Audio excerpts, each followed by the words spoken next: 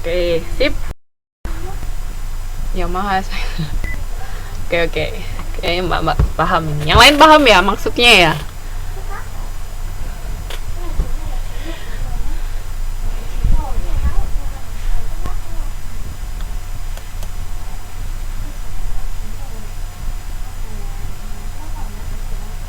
Iya bisa. Oke, jadi penting itu perancangan dan perusahaan agar target pasar mengetahui dan menganggap penting posisi perusahaan di antara pesaing.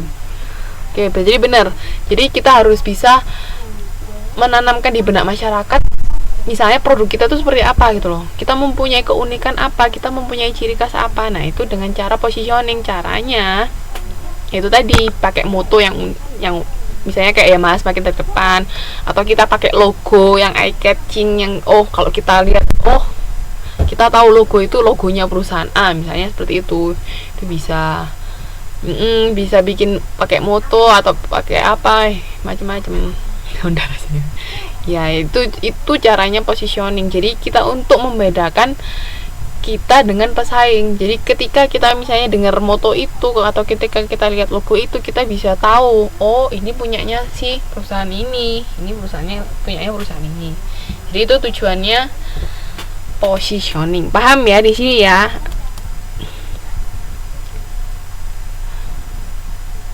Nah, langkah-langkah positioning, mengenali keunggulan-keunggulan yang mungkin dapat ditampilkan dalam hubungan dengan pesaingnya. Jadi kira-kira kita harus tahu keunggulan produk kita itu apa, keunggulan jasa yang kita tawarkan itu apa dibandingkan dengan misalnya restoran lain. Kita menyajikan dengan cepat, misalnya hanya dalam waktu 1 menit makanan bisa tersaji. Nah, itu merupakan keunggulan kita. Tapi kalau positioning, kita harus bisa benar-benar membuktikan apa yang kita istilahnya kita katakan. Jangan sampai tadi misalnya satu menit bisa melayani semua tersajikan, tapi nyatanya kita melayaninya 5 menit. Nah, itu kan bohong besar ceritanya kayak gitu. Itu nggak boleh kayak gitu. Jadi kita harus benar-benar tahu keunggulan yang kita miliki itu apa, menyampaikan keunggulan secara efektif, terus memilih keunggulan yang paling kuat atau menonjol. Itu ya langkah-langkahnya. Nah, kriteria sebuah keunggulan penting berbeda, superior, dapat dikomunikasikan, pelopor, harga terjangkau, menguntungkan. Misalnya pelopor, the one and only, salon apa misalnya, terserah deh nanti di tugasnya Mbak kan bikin positioningnya seperti apa, segmentasinya seperti apa. Nah, ini kesalahan dalam positioning. Under positioning, pelanggan tidak mengenali produk, jangan sampai. Jadi positioning yang kita berikan nggak dipahami oleh pelanggan. Terus over positioning, pelanggan mempunyai gambaran terlalu sempit mengenai suatu atribut. Confused positioning, pelanggan tidak merasa pasti dengan citra produk, misalnya nggak jelas itu yang mau ditonjolkan kelebihannya itu apa, itu nggak jelas. Terus doubtful positioning, pelanggan merasa ragu dengan janji produk, ya itu tadi, kalau misalnya kita janjinya 1 menit tapi ternyata kita ngelayani 5 menit. Nah, itu doubtful positioning. Sampai sini dia mau ditanyakan untuk positioning.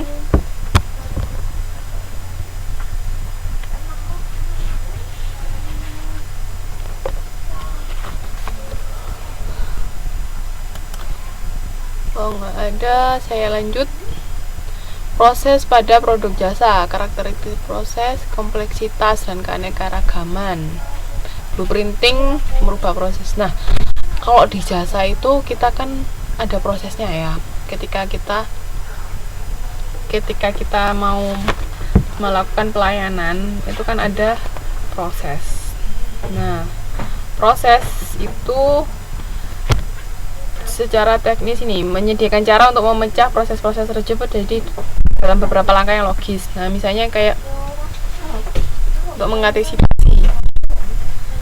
mengantisipasi kesalahan positioning, yang paling utama adalah kita harus tahu kapasitas perusahaan kita itu seperti apa, kapasitas produk kita seperti apa. Jadi ketika kita tahu kapasitas dan keunikan atau keunggulannya, itu pasti positioningnya insya Allah benar. Jadi jangan sampai misalnya kayak kalau kita kapasitasnya hanya mencakup sampai 50% misalnya, tapi kita gembor-gembor melalui positioningnya 70% itu nggak boleh. Jadi kita harus tahu, dan kita punya uniknya apa, kita yang bisa membedakan antara kita dengan pesaing itu apa, itu tadi. Jadi ingat, kapasitas kita sendiri sama keunggulan produk kita atau keunggulan jasa kita seperti apa itu.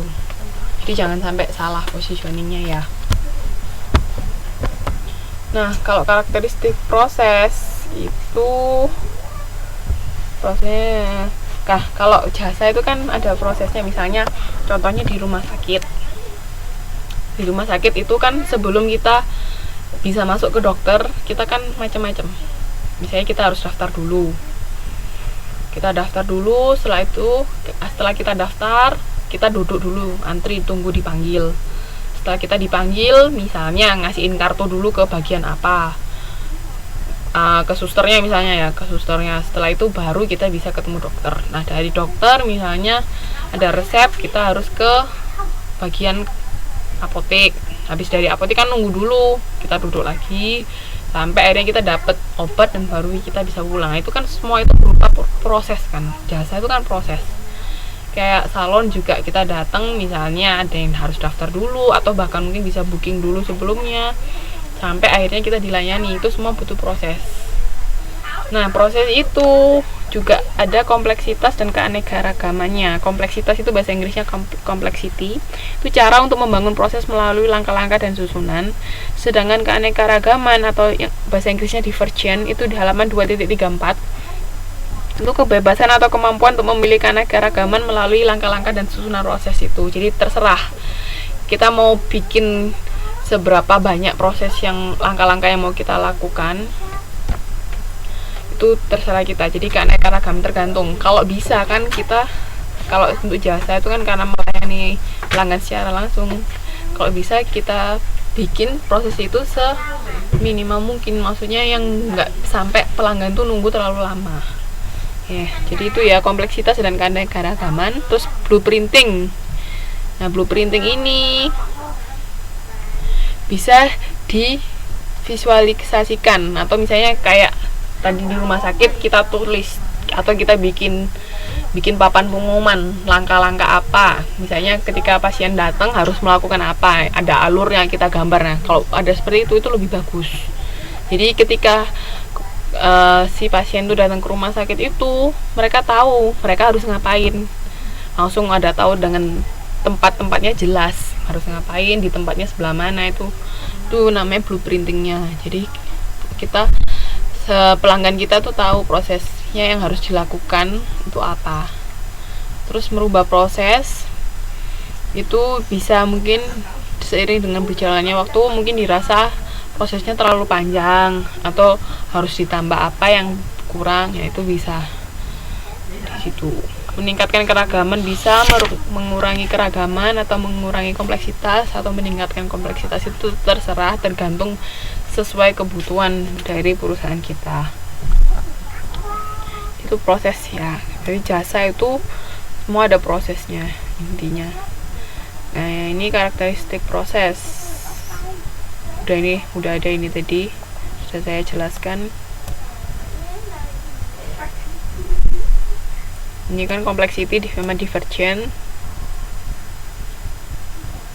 Terus blueprinting ini tadi untuk mendeteksi perilaku pelanggan terhadap layout jasa. Nah, ini tadi kan supaya pelanggan itu tuh nggak tersesat, istilahnya nggak tersesat ketika datang ke tempat kita. Dan juga untuk mengurangi antrian atau mengurangi proses penumpukan pelanggan karena mereka nggak tahu gimana caranya, itu kan jangan sampai terjadi. Terus ini tadi berupa proses sesuai dengan kondisi keadaan yang kita hadapi. Ini misalnya ini kalau di rumah sakit high complexity, high divergent. Itu hospital service kan kompleksitasnya banyak, keanekaragamannya juga tinggi. Medical counseling itu nggak terlalu kompleks tapi keanekaragamannya banyak. Nah, ini sama kayak tadi.